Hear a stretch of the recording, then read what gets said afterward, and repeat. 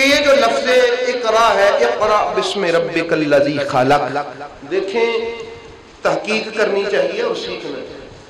ہمارے ایک بزرگ ہیں علامہ قسطلانی رحمۃ اللہ تعالی علیہ، شارح بخاری، انہوں نے لکھا ہے کہ امّا جی عائشہ صدیقہ سلام اللہ تعالی علیہ فرماتی کہ آتانی جبریل بمنت من دیباج فیہ کتاب، کہ جب پہلی وحی آئی نا، پہلی وحی سنیے گا، یہ میرے محبوب کی شان ہے۔ اللہ تعالیٰ کو پتا تھا کچھ لوگ قیامت تک یہی نہ کہتے تھے کہ نبی کریم علیہ الصلوۃ والسلام جو لکھا ہوا تھا اس کو دیکھ کے بھی نہیں پڑھ سکتے تھے۔ اماں جی عائشہ صدیقہ فرماتی ہیں، علامہ قسطلانی رحمۃ اللہ تعالیٰ نے اپنی کتاب میں اس کو لکھا ہے کہ جبریل جب پہلی وحی میرے پاس لے کے آیا نا تو وہ ریشم کے کپڑوں میں نور کے ایک کاغذ پہ لکھ کے لایا۔ کیا کر کے لایا؟ ریشم کا کوئی اللہ کا جنتی کپڑا تھا، لکھ کے لایا۔ میں احباب گرامی آپ احباب کے سامنے اس لیے عرض کرتا ہوں کہ اللہ نے تو ابتدا ہی اس کی یہاں سے کی تھی۔ فرمایا اقرا بسم ربک الذی خلق، خلق الانسان من علق، اقرا وربک الاکرم الذی علم بالقلم، علم الانسان ما لم یعلم۔ یہ 5 آیتیں تھیں۔ سارے یہودی اور عیسائی اس بات پر نعرے لگاتے ہیں اونچی اونچی، وہ کہتے ہیں جتنا علم سیکھنے اور سکھانے کا زور اسلام میں دیا گیا ہے کسی مذہب میں نہیں۔ کیوں؟ وہ کہتے ہیں پہلی وہی علم پہ آئی ہے کہ میں نے تمہیں قلم کے ساتھ لکھنا بھی سکھایا ہے اور پڑھنا بھی سکھایا ہے۔ اس اللہ کی وحی کی شان کے پہلے جو مصدق ہیں جن پر یہ شان صادق آتی ہے وہ میرے مصطفیٰ۔ وہ کون ہے؟ وہ میرے مصطفیٰ ہے۔ سکھایا اللہ تعالیٰ نے لیکن اجازت نہیں دی نہ پڑھنے کی نہ لکھنے کی، کیونکہ اگر اس شان سے مصطفیٰ کو نکال دیا جائے تو پھر یہ شان آگے منتقل کیسے ہو؟ قیامت تک جتنی بھی شانیں ہیں جس کو بھی ملیں گی صدقہ مصطفیٰ۔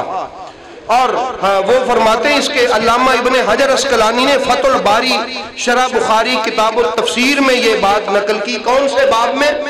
فرماتے ہیں کہ ما انا بقارئ کے جملے کی وجہ وہ جو تھی اس میں شرح کرتے ہونے لکھا ہے کہ میرے رسول کریم علیہ الصلوۃ والسلام کی یہ جو شان ہے یہی حدیث پاک انہوں نے بھی لکھی ہے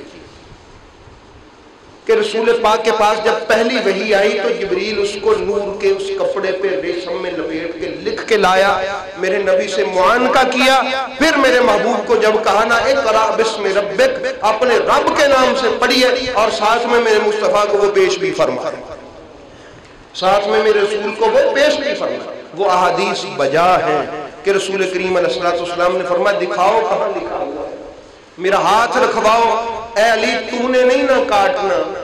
وہاں لکھا تھا محمد رسول اللہ۔ جب صلح حدیبیہ ہوئی تو انہوں نے کہا کہ ہم تجھے رسول تو مانتے ہی نہیں ہیں، محمد بن عبداللہ لکھو۔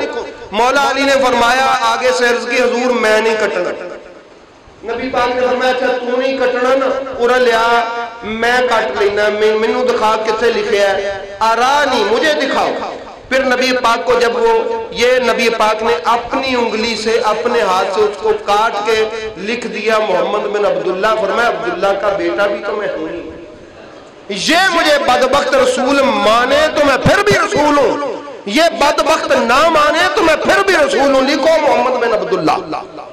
رسول پاک نے، اور اس میں بڑی حکمتیں ہیں، وہ میرے پاس موضوع وقت نہیں ہے ورنہ میں عرض کرتا کہ وہ کیوں نبی پاک نے کٹوایا اور یہ لکھوایا، وہ امت کو کیا سکھایا رسول کریم علیہ الصلوۃ والسلام نے، تو یہ بھی ذہن میں رکھی۔ اس کے علاوہ بھی بہت سارے واقعات ہیں کہ رسول کریم علیہ الصلوۃ والسلام کی بارگاہ میں لکھ کے کئی چیزیں لائی گئی، سرکار نے فرمایا کسی کو کہو پڑھ کے سنائے، تاکہ رہتی زندگی تک کوئی بندہ یہ نہ کہہ سکے دیکھیا انہوں پڑھنا آندا سی ایویں لکویا سی، انہیں پڑھنا انہوں آندا سی کہ پڑھتا رہا ہے ایویں، مطلب نبی پاک نے اپنی اس شان کا اظہار ہی نہیں کیا۔ جب بھی کوئی لکھی ہوئی چیز سامنے آتی آپ فرماتے کسی کو بلاؤ وہ مجھے پڑھ کے سنائے، لیکن یہ ذہن میں رکھیے گا کہ جب بھی ہم یہ لفظ استعمال کریں گے، اور کیونکہ اللہ نے فرمایا وَمَا كُنْتَ تَتْلُو مِن قَبْلِهِ مِن كِتَابٍ وَلَا تَخُطُّهُ بِيَمِينِكَ، اے محبوب اعلان نبوت سے قبل نہ آپ کو کسی نے کچھ پڑھتے دیکھا ہے نہ کبھی لکھتے دیکھا ہے، لیکن اب میں نے اپنے کرم سے آپ کو یہ تعلیم عطا فرما دی ہے کہ آپ کو اللہ تعالیٰ نے سب کچھ وہ عطا فرما دیا۔ وَعَلَّمَكَ مَا لَمْ تَكُنْ تَعْلَمْ، اے محبوب آپ وہ بھی جان گئے جو آپ نہیں جانتے تھے۔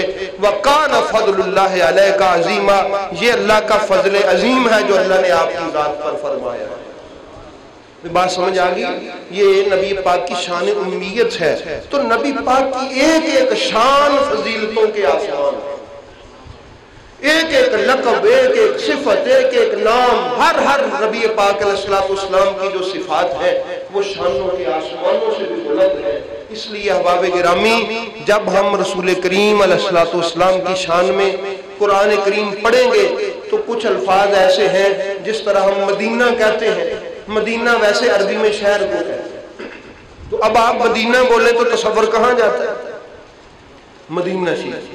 حدیث ویسے کہتے ہیں اپنے معنی میں کسی بات کو ڈال کے بات کرنا، اس کو حدیث کہتے ہیں۔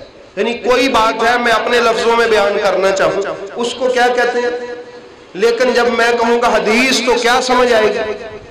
رسول پاک کی بات، کسی صحابی نے جو رسول پاک کی بات آگے کی، یہی ہے نا؟ تو ایسے ہی ہے۔ تو بہت ساری چیزیں ایسی ہیں کہ جن کے معنی بڑے معروف اور ہمارے ذہنوں میں پکے ہیں۔ اسی طرح یہ لفظ امی بھی ہے کہ امی کا معنی بعض مسجدوں میں لکھے ہوتے ہیں کہ ان پڑھ لکھ دیا جاتا ہے، تو احباب گرامی اس کا معنی یہ لکھا ہونا چاہیے کہ امی خدا کا پڑھایا ہوا۔ ان پڑھ لکھنا یہ میرے رسول پاک کی توہین ہے۔ امی کا معنی یہ نہیں کبھی بھی کرنا چاہیے، لکھا ہوا ہے، لیکن امی کا معنی ہے الرحمن علم القرآن، جو کسی سے پڑھا نہیں ہے، خدا کا پڑھایا۔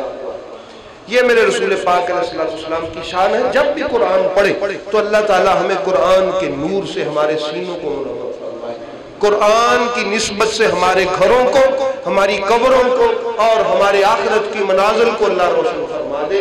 واللہ باخدا قرآن نور ہے، سینوں کا بھی، گھروں کا بھی، قبروں کا بھی اور پرسرات کا بھی۔ اللہ تعالی ہمیں قرآن کے نور سے منور فرمائے۔